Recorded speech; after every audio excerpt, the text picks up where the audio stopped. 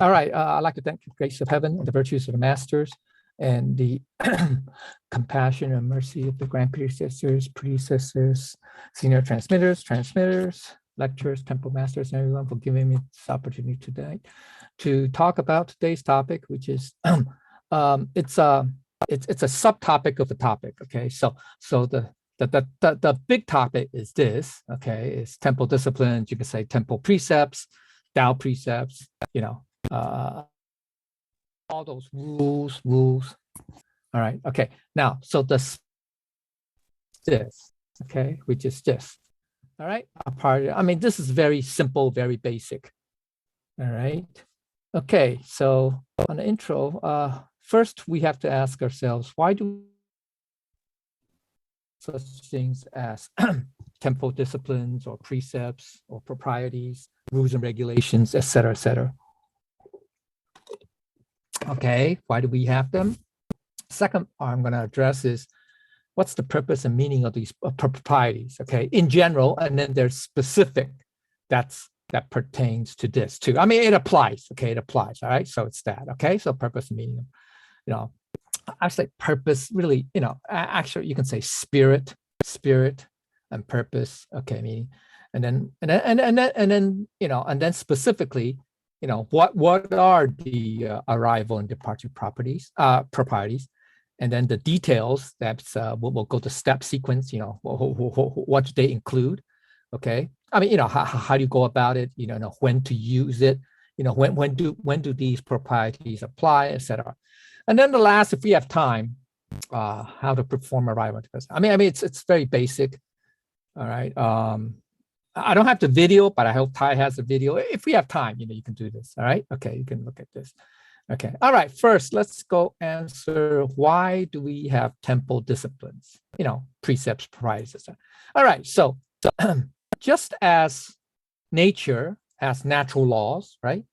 Nature looks at the cosmic, right? The cosmos, or on the earth. Okay, law of gravitation. All that stuff. Okay, whatever. Okay.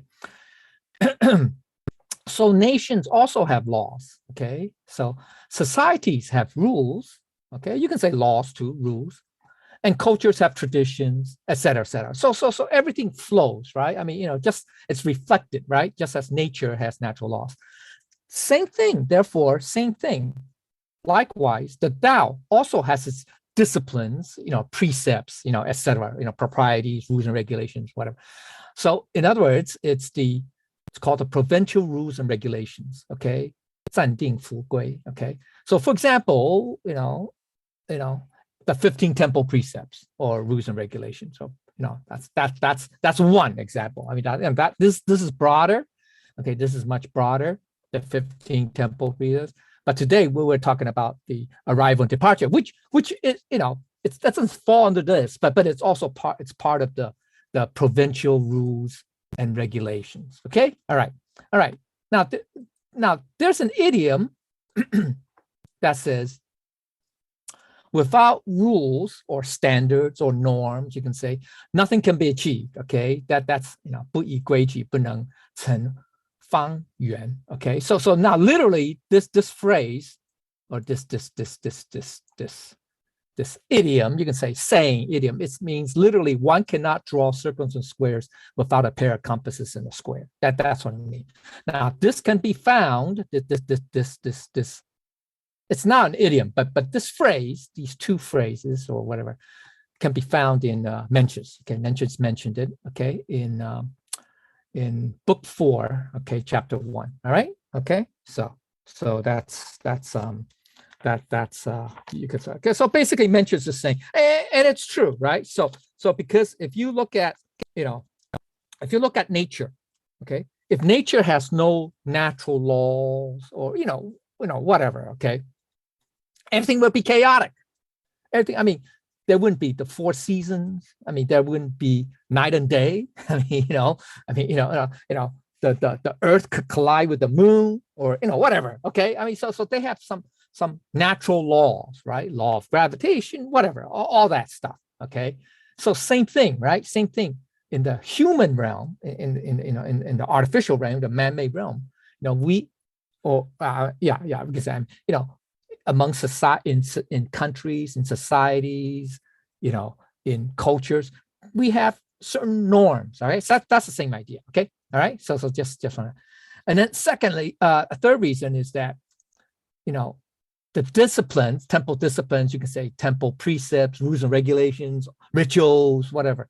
They are the foundation for the Tao cultivation. That's, you can say, the first step. Maybe I should, put it more specific, saying it's the first step. Yeah, it's the first step. People say, oh, I want to learn about the Tao. Well, what's the first step? You learn about the disciplines.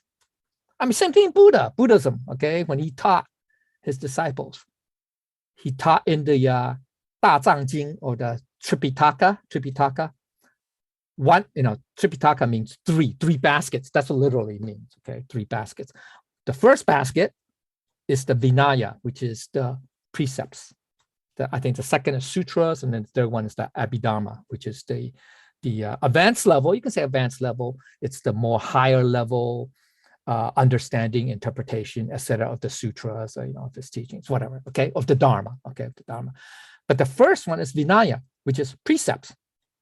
Okay, that's what it is. Okay, so that's the foundation. Okay, so Buddha taught. Okay, so thus, if one does not abide by the Tao principles, one cannot achieve Buddhahood. Okay, that's what Buddha taught. Okay, that's what all the Buddhists, holy teacher, that's what they all say. Okay, all right. Now, that's why we have to have precepts. Okay, now the Tao disciplines, precepts, etc., are the first practice of the 3 non-outflow studies of Buddhism. Okay, okay, the 3 non-outflow studies. What are they? It's what? 戒定慧. It's precepts or disciplines.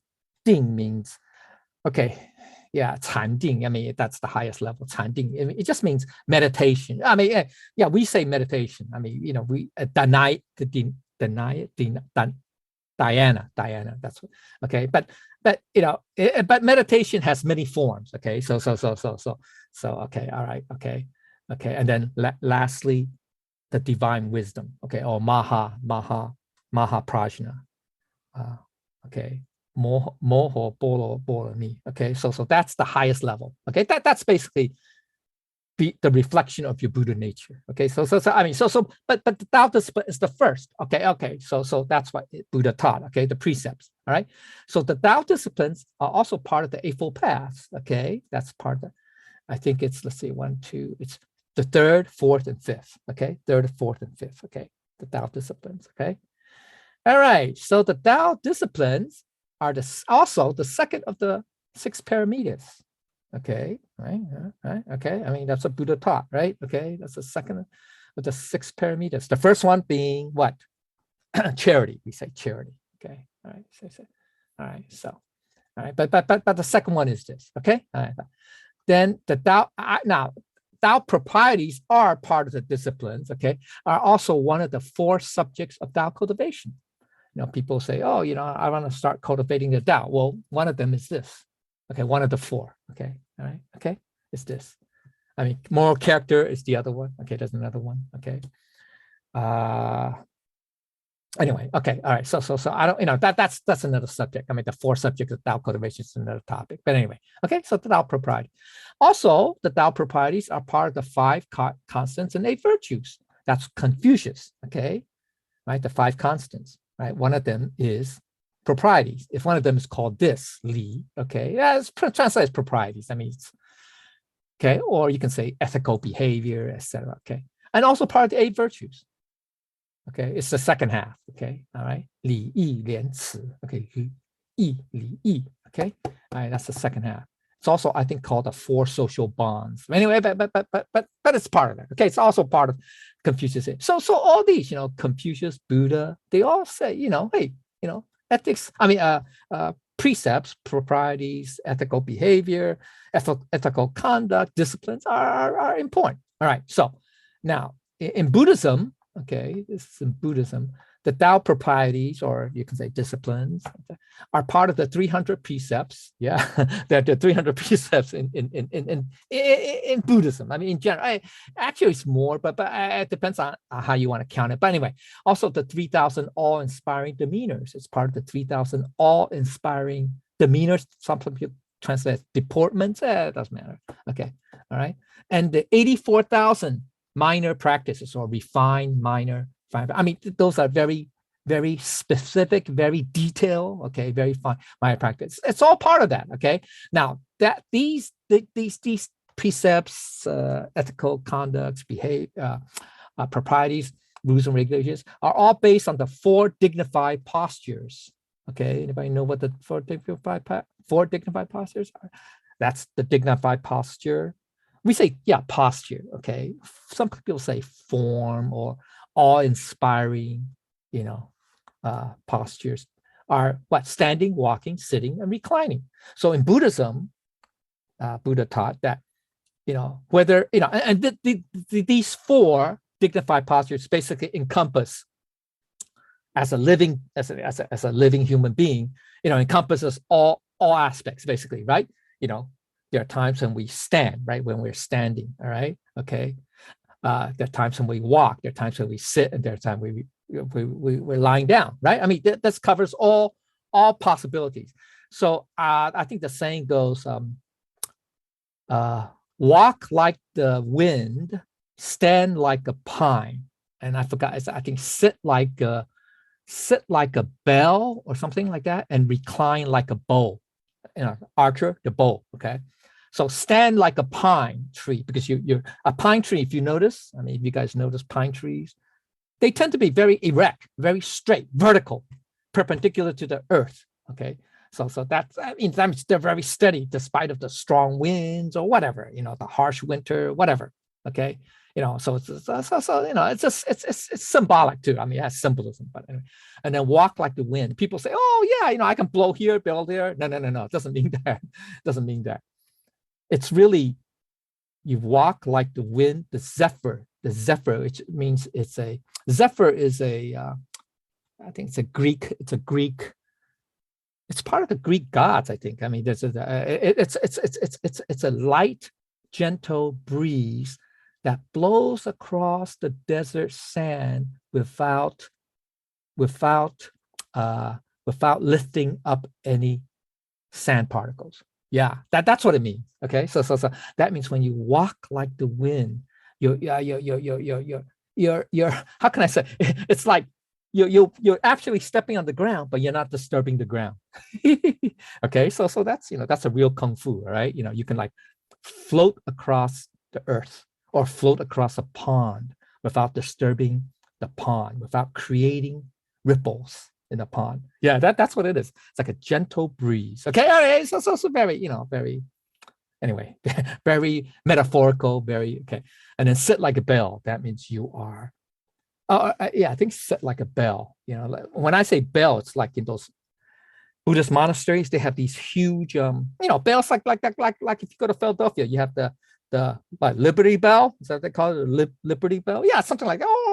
Or the European monasteries, they have these huge bells, so it means that it's I'm gonna say immovable. Yeah, it's very sturdy, very firm, very solid. That's what it implies. And then recline like a bowl. When you lie down, your legs have to be slightly bent, arched, and your back, I guess.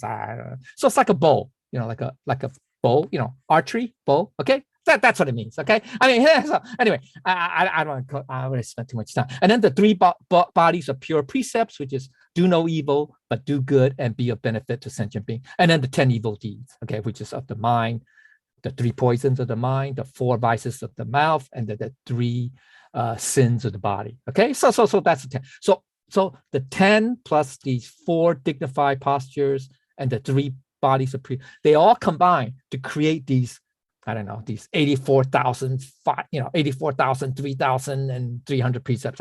I mean, actually the 300 precepts, it's really an average, because I think for the monks, they call them bhikkhus, okay, it's 250. And then for the bhikkhus, which is the female, the nuns, I think it's 350 or 360, something like that. So that, okay? I mean, just FYI, okay? I mean, but just let you know that where do they come from? Where do the Tao proprieties or disciplines come from? It's all based on this, okay? All right, okay. So now, so that's the why we have temple disciplines. Now we can say, well, and another part of the why reason, well, we say why. I mean, I say the purpose. Okay, it's just like a subtopic of A. Okay, further refinement. Okay, it's we call it the spirit and meaning of the disciplines or the proprieties. Okay, all right. There's a whole list. I mean, these are the 5 or 6 pretty basic common things that I listed. I mean, there could be more. Okay, so this is just a general because I mean, but this also pertains to the arrival. I mean, the reason for having arrival, departure, and what it means. Okay, the first reason, is why.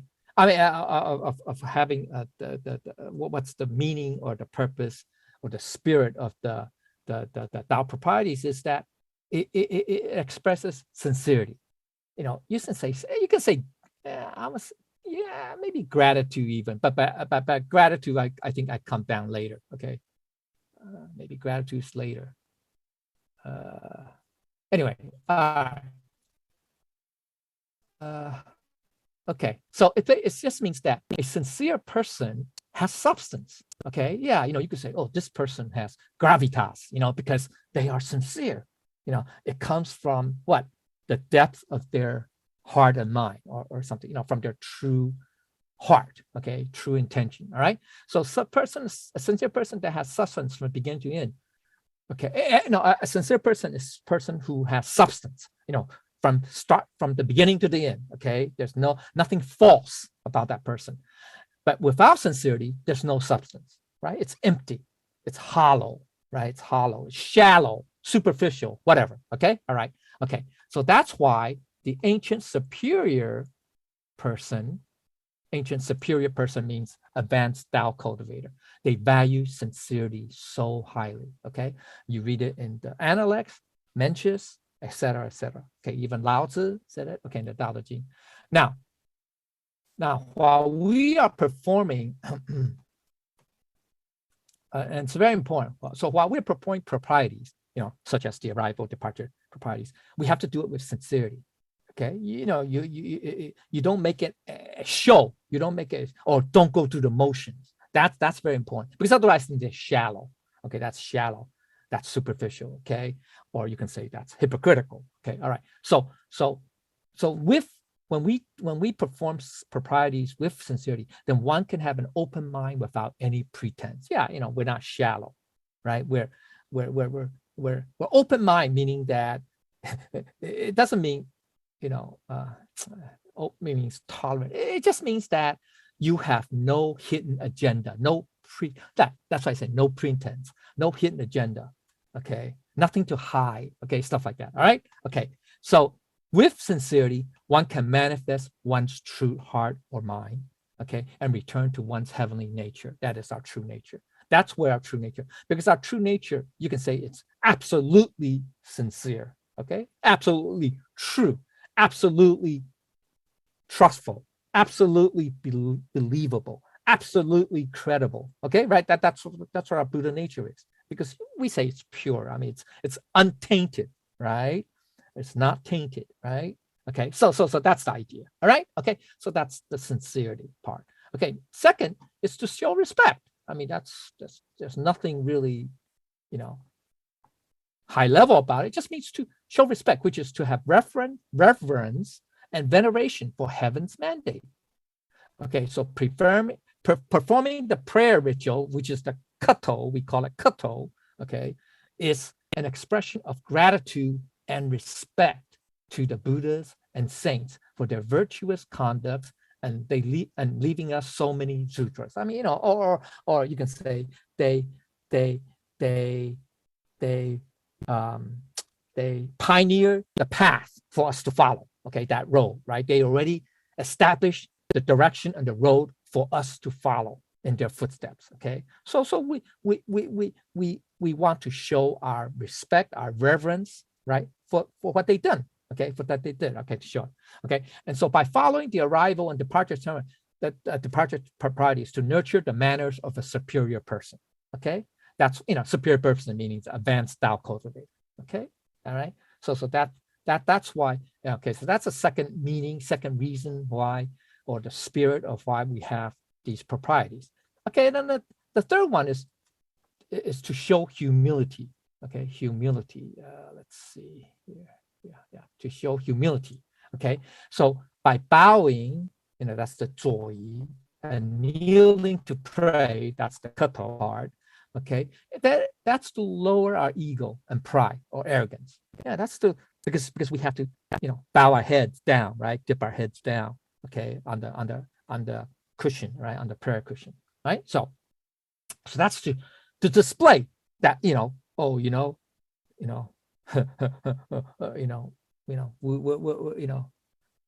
should have no ego, or at least less ego. Okay, all right, okay, and arrogance, right? None of that. Okay, right? Okay, all right. So we look, and it's and by showing humility is to learn to change our proud attitude to become gentle and more moderate. Okay, moderate. All right. Okay. All right. Okay. So and Sixth Patriarch says something similar. He said, to maintain a mind of humility internally is called merit. It's merit. Whereas to conduct oneself externally according to propriety is virtue. So that's where the merit and virtue come from. Okay, right? The true merit is internal. It's in your mind. It's the mind of humility. And then the true virtue is to follow, to conduct ourselves, to behave ourselves, okay, in accordance with proprieties, with ethical conduct, behavior, etc., okay, or discipline. Okay, so that's a Platform Sutra. All right, okay. The fourth is to express modesty and compliance. Yeah, modesty and compliance. Okay, so there's a quote. The sense of modesty and compliance is the principle of propriety. That came from the Book of Mencius, book 2. Thai, I made a mistake. It should be book 2, all right? Book 2, okay? And it's paragraph 5. But anyway, okay? All right, so the just FYI, I got added, okay? All right? That's what Mencius said, all right? The sense, I mean, some translate it as the feeling, the mind, the feeling, yeah, okay, basically, okay. And then, okay, so to learn to follow the examples, to express modesty and compliance is to learn to follow the examples and spirit of past Buddhas and saints, to emulate, to follow, okay, to follow their selfless devotion to enlighten and establish ourselves and to ferry other people. Okay, all right, okay, all right, okay, all right, okay. Then the fifth reason, or you could say spirit or the meaning of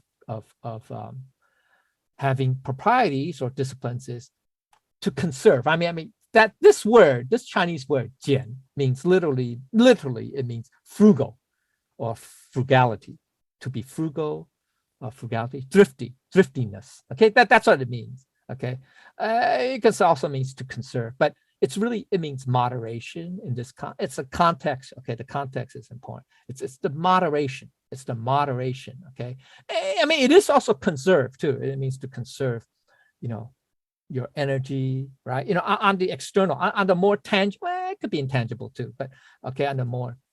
But it just means this. It's let's see here. Okay, it's to learn to be tranquil and be in a meditative state. That's what okay, that's what the conserve means. Okay, it can also reduce desires and it's to have contentment. So that's where the moderation part. Okay, and it's to cultivate personal integrity through moderation or simplicity. I mean, the phrase is that it's translated as simplicity. Okay, but it's say moderation. Now, conserve, it's also has you can say covers also like I said, remember the tangible part, the external, the tangible, in respect to the body. Okay, so that means it's also to nurture so it's internal, external. Okay, so the internal side is to nurture a magnanimous mind and heart. Okay, that's what it means to nurture that, a very you can say tolerant. Yeah, I can say tolerant. Willing to accept, magnanimous. That's very broad-minded. Okay, very okay. but that's the internal, you can say, okay, or, okay, intangible part. Then the tangible, or the more, yeah, you can say, you can say also external, but it constantly maintains a body and mind that is comfortable and at ease.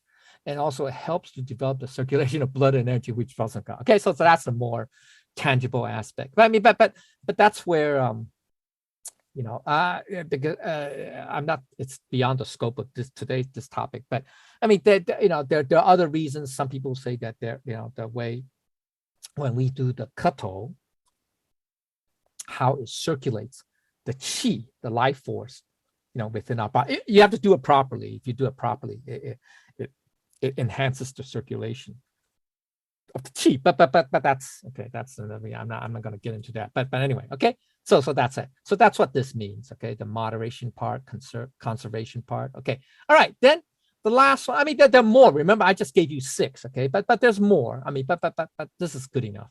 It's also to repent, to have these proprieties. Especially the kato part. It's just to express that we are repenting our mistakes. And what's that embody? That embodies the introspection part and then the repentance part. Okay, so that means to fully repent our wrongs and to self-introspect, to clear our minds and increase our inner virtues. Okay, so that's another reason, or the spirit of having these Tao proprieties. Okay, this is specifically the kato part, etc. Okay, all right. All right, so now let's go down. So these are the general, okay? These are the basic, these first 2 sections are the general, you can say, the reasons of why, the spirit, the purpose, the meaning of having these Tao disciplines, okay? As it's related to, in our case, the arrival and departure ritual or propriety, right? So what are the departure, arrival, departure rituals? Okay, so the arrival propriety is performed when one arrives at a temple. It could be a home temple or a public temple. Okay, so it's 参谒駕. Now in Chinese, they differentiate between these two. You know that? Okay, I mean in English, it's not, but I'll explain. When I'll explain it. Okay, so first we should clean our hands. Okay, I mean, if we just came from work, or if we did yard work or whatever, came from the garage or whatever, I mean, bathroom or whatever, we definitely should wipe our hands, right? That's why we offer towels, right? When you enter the temple, right? Okay, all right. I mean, especially at the public temple, house temple, maybe not so much, but anyway, okay. All right, now, and then the men and women should do it separately, right? Should perform the ritual separately. Now we also, okay, so when we're doing the bowing part, we have to hold the third treasure, right? Okay, midway against our chest, right? Okay, I mean, if we have time, you can see that in the video, but anyway, okay, all right. Then when we're performing this arrival ceremony or ritual, we should do this. We should not have any thoughts in our mind. We just focus our mind, okay? Clear any thoughts. Don't think about, whatever, stuff I have to do at work, or I have to, I don't know, at the family, whatever, okay, stuff like that, at school, whatever. And don't rush through the steps. Do it. I'm not saying do it in slow motion, but do it at normal pace, but with conviction, okay, with sincerity. Remember, we talk about that, with sincerity, etc. Okay, that's very important. So you should have no pretenses, right? No thoughts of anything else, okay? And not just doing it through the motion, okay? I mean, you have to be sincere, okay? You have to have substance, okay? All right. Now, if there's a transmitting master or predecessor is already present at the temple, okay, you need to perform an additional bow and kato at the end, okay? I mean, we'll get to that when I'll show the next file, which will list out the sequence, the steps, okay? And I'll explain a little bit briefly what they mean. So what it means, okay, so there's the differentiate between this, 参谒駕. Okay, now, 参駕, okay, 参駕. 参 means to join in, okay? It's like to join, okay? Okay, to join in means that, now in English, we don't differentiate. We just say, oh, it's an arrival, okay, arrival, propriety, all right? in Chinese, they differentiate, more finely. Okay, this means in Chinese they call it 参驾. They call this arrival propriety 参驾. It's when a transmitter or a predecessor is already present at the temple. So we call that 参驾. Okay, so it's like you are the guest calling upon the transmitter at the temple. Make sense? So this is the guest. You are the guest. So you performing the arrival of the propriety is like the guest, entering the temple. Okay, and to report to the, also, to God or to the Buddhas, but also to the, to the temple master or to the transmitting master or priest. Okay, so that's what it means. Now, if you arrive, if you are there, if there's no transmitter present, present, okay, and then the transmitter or the predecessor arrived after you at the temple, arrived at the temple after you. You also do, remember we say you also do an additional one, right? At the end, it's called 接驾. So that means, 接 means to receive, to accept, to receive, to receive, to take, to receive. It means you then are the host, and the transmitter, the transmitting master is the guest. So you are receiving the guest. Get it? Okay. Whereas here you are joining, you are the guest reporting to the host.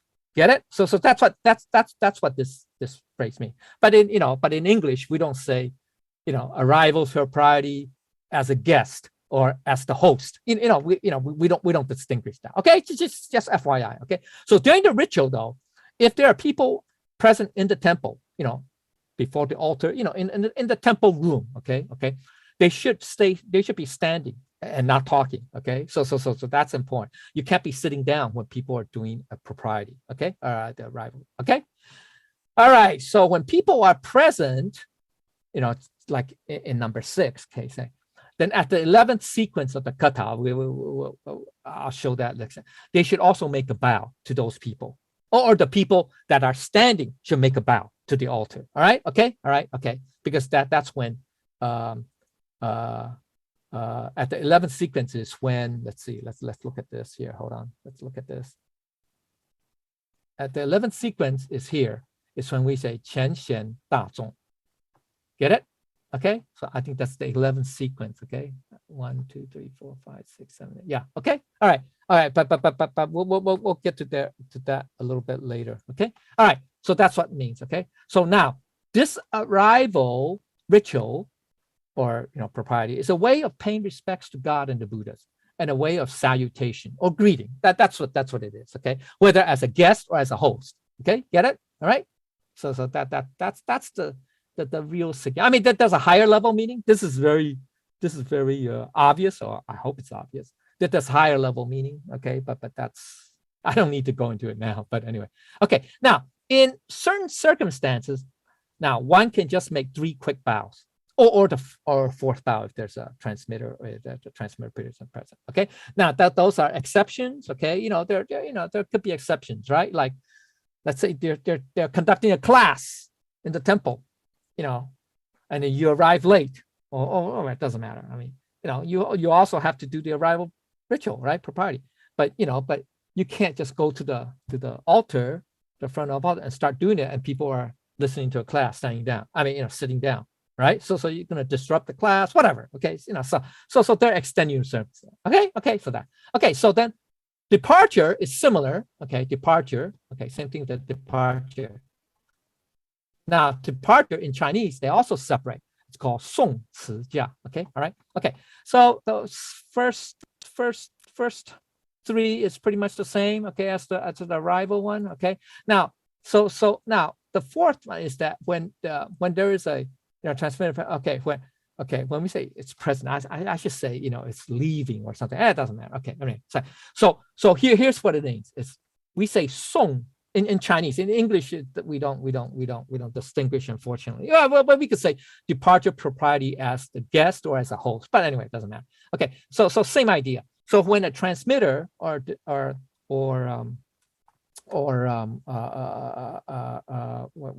let's say predecessor leaves the temple before you,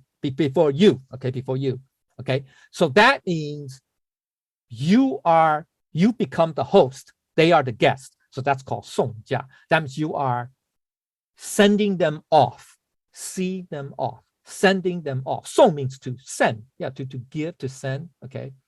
You're sending them off because you are now the host, because you're staying at the temple, you're still at the temple, but they're leaving the temple like the guest, like an honored guest, etc. So you are sending them off. That's called 送驾, okay? If you are leaving first before the transmitters or the predecessors, and they're still remaining at the temple, then it's called 辞驾. 辞驾 means to bid goodbye, to say goodbye. Basically, pretty much like that, okay, to take leave. To me, that's a better way of saying to take leave. So that's, you are now the guest. You are taking leave. You are saying goodbye to the host. Get it? Make sense? Okay, so that's what it means. Okay, 送辞驾. All right. Okay. Now during the ritual, same thing. There are people that they should be standing in remaining sign. Same thing. Okay, and then same thing with the as the arrival term. At the 11th sequence, which is the last one. If there's no transmitter present, the last step. The people that's present should bow to the altar. Okay. So now this departure ritual or propriety is a way of bidding adieu, goodbye, to God and the Buddhas, a way of saying goodbye or farewell. Okay, all right, 再见. Okay, that's the way of doing it. All right, okay, that's the basic level, very basic.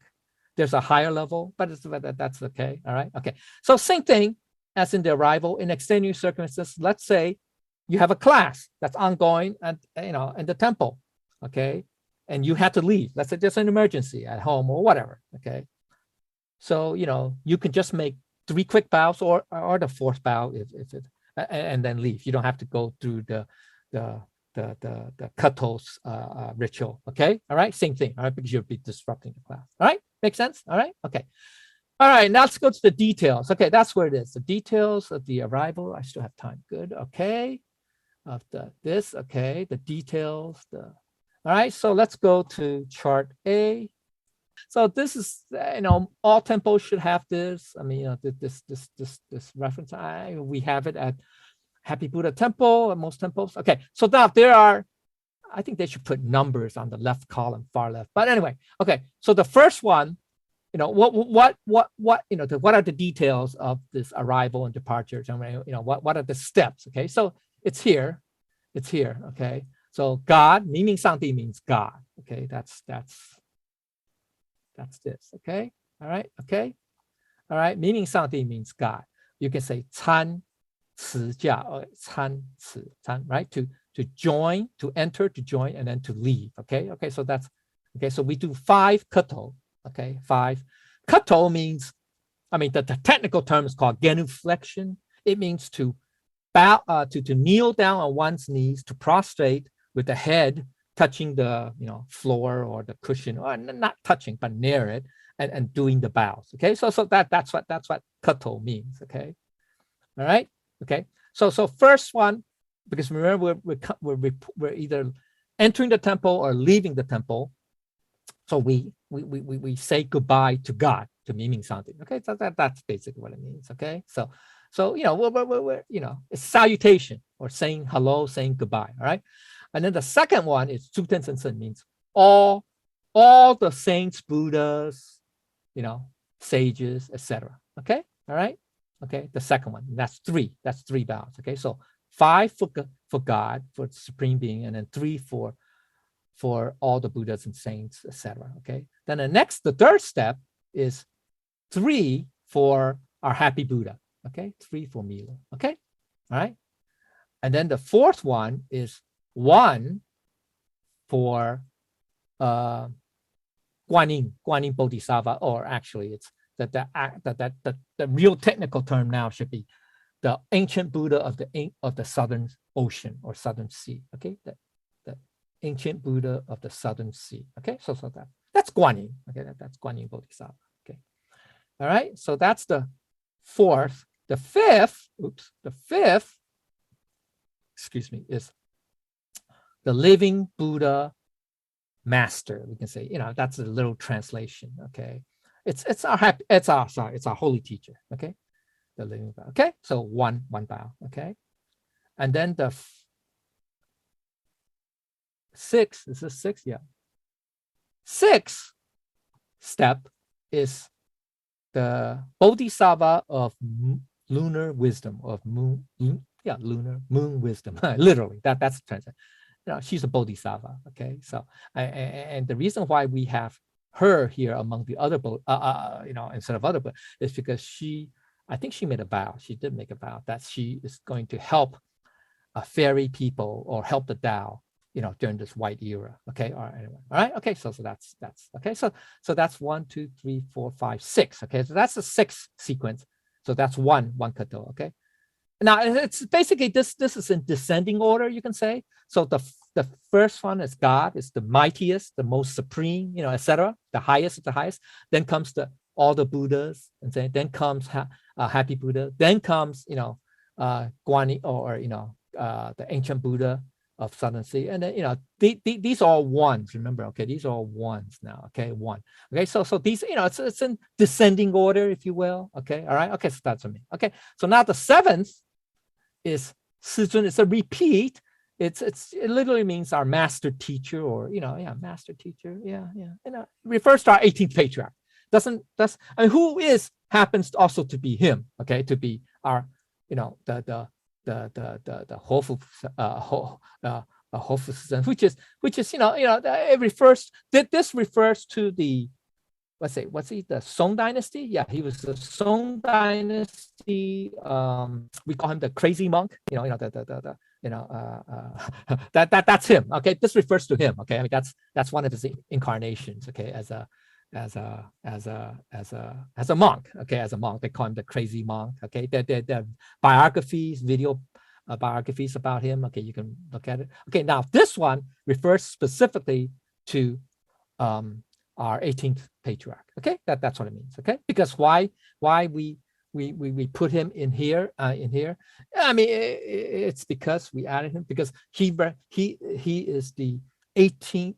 We say the 18th patriarch, or the last patriarch of the you can say of the red era, or the beginning of the white era. Okay, that's why. Okay, that's how we put him here. Okay, all right. Okay. Okay, so then the eighth step sequence is Simu. We can say Mu means mother, but the mother master. Okay, so you can say, it's our matriarch. It's our matriarch, the 18th matriarch. Okay, all right, so that's her. All right. Okay, and then we go more generic. So that's the ninth step is all the transmitting masters. Okay, and then the 10th step is all our introducer and guarantors, right? Remember, when we receive the Tao, we need an introducer and a guarantor, right? Okay, so this is to thank them, really, to show gratitude, sincerity, gratitude to them for help for introducing us to the Tao, so that then we can learn about the Tao, etc., etc. Okay, so that's to that. And then the 11th sequence, the last step, in the generic one, is to 全显大众, means everybody else, everybody present at the temple. So this is when, remember, this is the 11th sequence.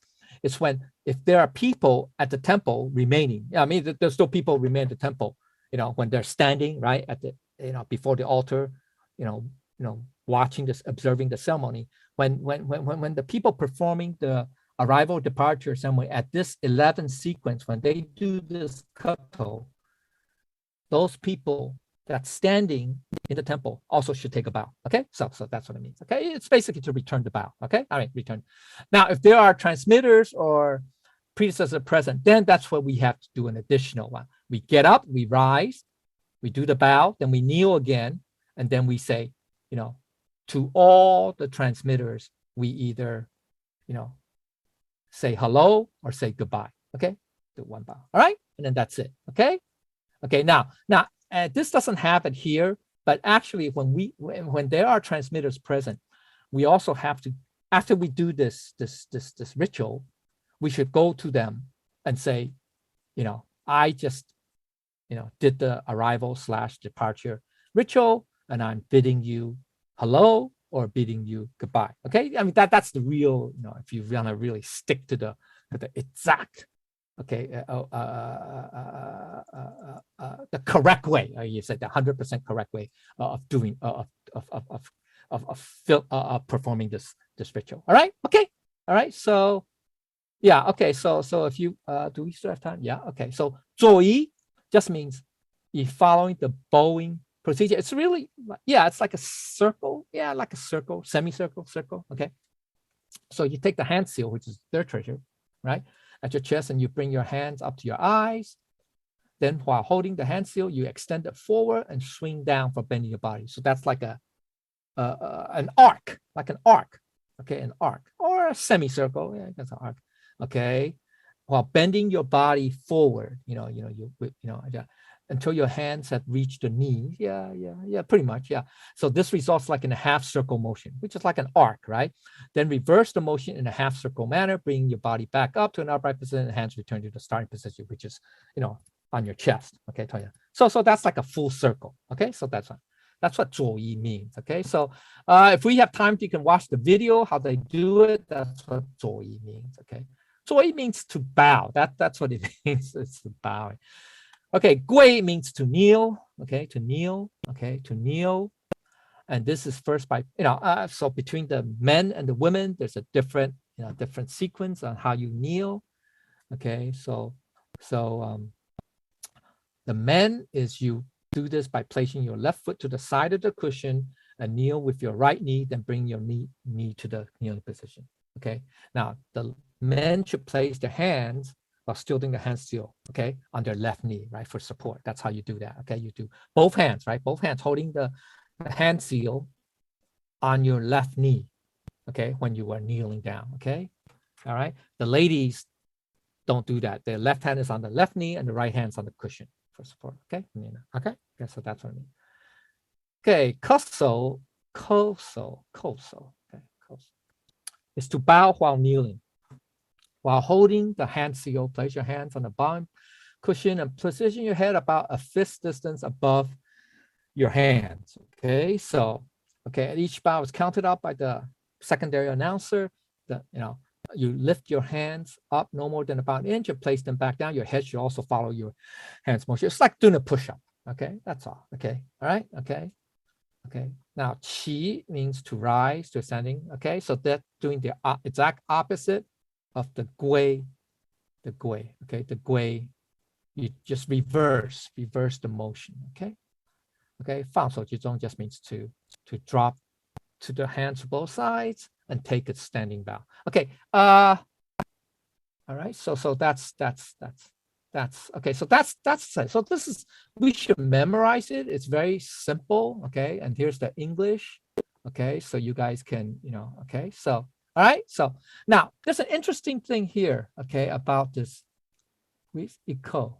Okay, now this happens, okay, I mean, it means one time. Okay, oh, once, yeah, one time, one motion, once, or whatever. Okay, now this also happens, okay, these two components also happens to make up a component of a Chinese word. This is mentioned sometimes in let's see, where I don't see it here. We have time. Oh, we almost have. Okay, so let me do this. So how do we perform that? If we have time, we can see the video, okay? And then we should memorize the phrases, sequence, and steps and practice until the motions are fluid and natural, not awkward. Okay, now let's go back to what I was saying about this word. Do I have that word here? No, I don't have it here.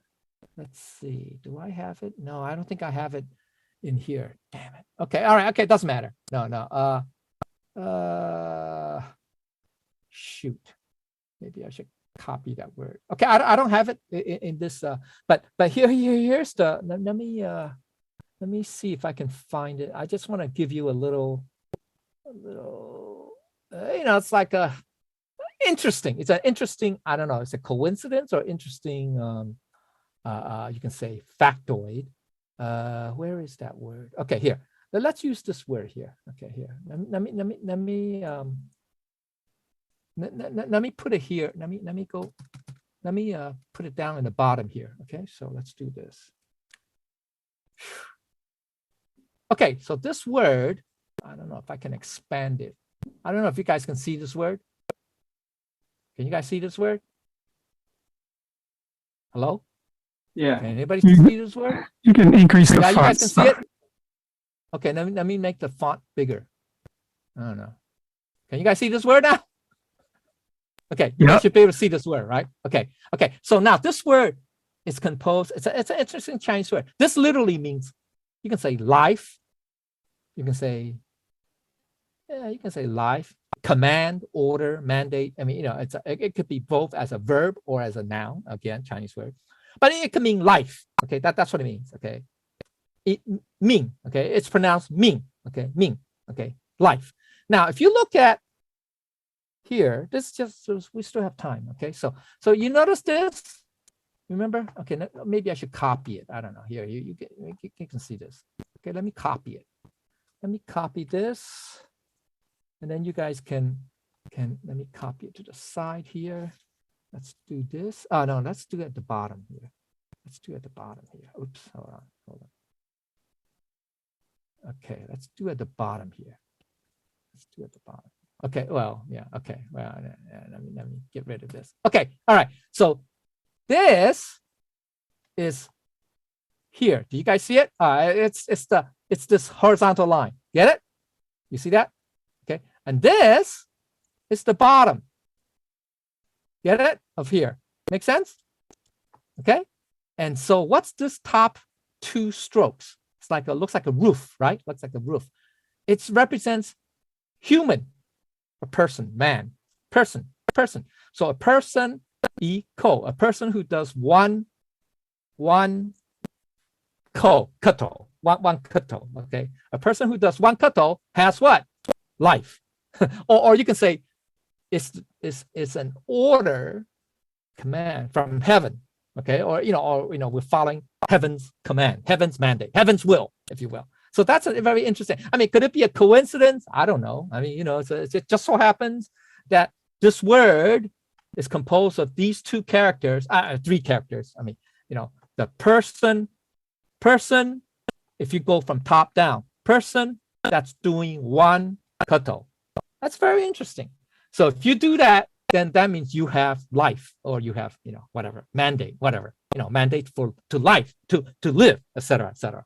Right? So it's pretty interesting, right? I mean, it's just an interesting, interesting, I don't know. It's a coincidence? I don't know. Okay, but anyway, it just means that. Okay, it has this meaning. Okay, some people say when we kato, that's what I'm saying. Okay, when we do the kato, it is to help us also transform our negative energy, or you can say negative karma.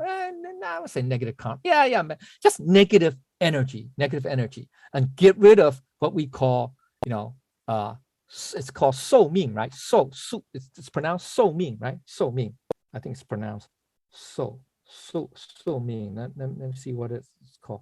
It's pronounced su ming. It means, karma, bad karma. Okay, in su ming, it just means it's, bad karma. You can say bad fate, bad destiny, bad karma. It can help. So that's why kato is important. Okay, I mean, that's another reason. That people say that we can, we by doing more kato, it's praying. You can say it's a sort of prayer. It's like a prayer. Okay, we can minimize or reduce our bad karma, or bad, I don't say bad luck, bad destiny, and also can improve our positive karma, our life, our longevity. Okay, we can say, or okay. So that's another reason why they say, kato is important. All right. Okay. So that. All right. So time is almost up. Ty, do we have the video or no? 要把眼镜拿下。Oh yeah, I just take off the glasses. 下。坐仪归。下面脸上对参教叩首，一叩再叩，三叩四叩叩首。昨天神圣三叩首，一叩再叩，三叩首。弥勒祖师三叩首，一叩再叩，三叩首。安奈古为叩首，佛祖正叩首，耶菩萨叩首，师尊叩首，师妹叩首，点传四叩首，女宝十一叩首，清显大众叩首，起。奏仪归。向点传参加叩首，起。奏仪参加礼放所冲。后写向点传出参加。So yeah, right. So yeah, there are a couple of things to note there. The first, before you kato, you removed your if you wear glasses, you remove the glasses. Yeah, and then yeah, okay, then they demonstrated that. Now let me see if. 接着示范多人参辞驾基本礼节。Oh, okay, yeah. There's difference when you have more than one person. 坐仪归。入位顺序依序为。一个人 No, it's just one person. It's the front left, Yeah. first row left cushion. Yeah, usually there's three, or and then so it'd be the left one. 时在第一排最左位。两个人 Yeah, if there are two people, then it's the front. It's basically try to be symmetrical, so the right and the left, and then the position. This is the lower position on the left. The higher position is on the right. Okay, so you also do like based on seniority, right? Okay. 人时应位于左右两侧，左为上直礼，右为下直礼。三人时 Yeah, so three people, then you fill in the ranks. So the senior in the middle. Now sometimes we leave the middle for the transmitting master, The right? senior member, whatever. Or it is, yeah, the most senior person. right, If you have three, right. 3 or more. Yeah. 中位为长者，左右各为上下直礼，中间不空位。四人时，第四位在后排中位。 Yeah, so again, it's kind of maintain some symmetry here. Okay, so the fourth one be in the middle. And if there's five, okay, we'll just give, again, make it symmetrical. So you leave the middle open, and then let's see, six, you just fill in the whole thing, right? Right. Okay.